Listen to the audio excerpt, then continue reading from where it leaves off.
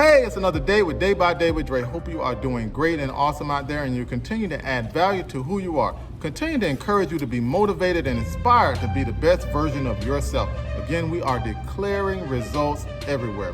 Some of us are sitting around just today, just wondering when is that next innovative thought or idea going to just hit me so I can just move forward in prosperity or whatever it is in life. I can go forward on a Shark Tank, whatever it is I can do to add value or some extra money in my pocket.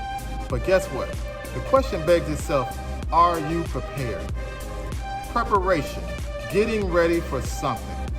You know, when we get ready to cook a meal, what do we need? We basically need, obviously, the food, we need some ingredients, we need the utensils, pots and pans, or whatever it is to make sure this meal is prepared the way it needs to be. What happens if there's a storm on the way? Obviously, we need to be prepared so that we're not in harm's way. And then we look around at professional athletes. What are they doing? They have an off season to prepare their minds and their body. They also have a preseason to get themselves ready to make adjustments so that they are ready and prepared for the season that's about to happen. But for many of us, life as we know it, we have to be prepared daily because again, tomorrow's not promised, but if tomorrow does come, are we ready? You know, and I could think back as a youth, you know, being in school, and I was thinking about to a time where the teacher came into the classroom and she said, today, students, we're gonna have a surprise pop quiz.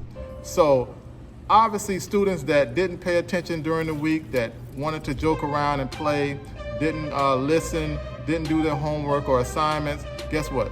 They were a little uneasy, nervous, not prepared, that little bead of sweat coming down their head because they knew that there was a possibility they were probably going to fail.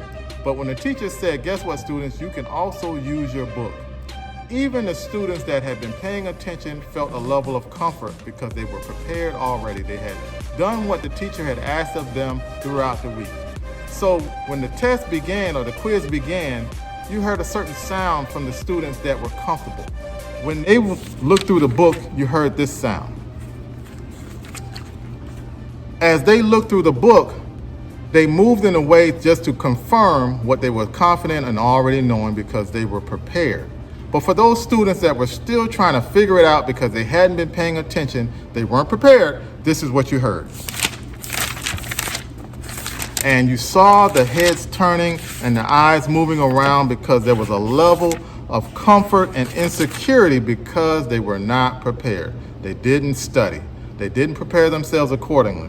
But guess what? That's a great representation of life itself.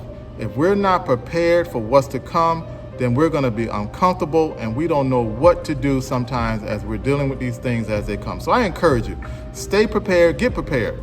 And the question can be asked then, how do I get prepared? I'm glad you asked. Okay, part of that preparation begins with your mind. How do you think? What are you pouring into yourself?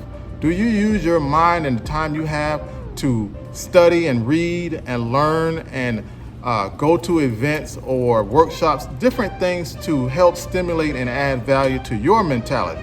Those are some things that you can do to increase your preparation for tomorrow. Also, you can also look at what are you doing with your time? Obviously, good habits are going to lead to good actions. But do you have poor time management? Think about it. What are you doing with most of your time throughout the day? In your spare time, let's say. Are you a lot of times on social media or watching TV or just sleeping the day away? These are things that are not going to add value to you. So poor time management is going to lead to bad habits that are not going to help you be prepared. And then finally, who is around you? Who's in that circle of friends that you have around you? Proverbs said, iron sharpens iron. So you should be able to pour into those around you and they should be able to pour into you because we want to add value to one another so that we are able to align ourselves in a way that keeps us prepared for those things that we are looking forward to as far as success, any goals or plans we have, or just change in general.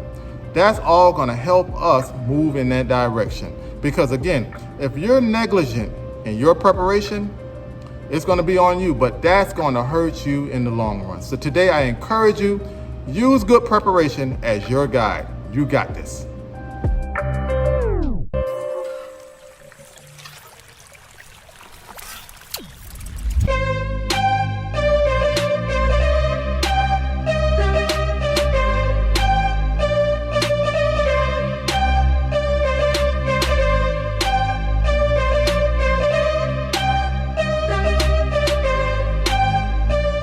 Thank you so much for listening, and as always, please hit the like button, subscribe, and share with others. Thank you.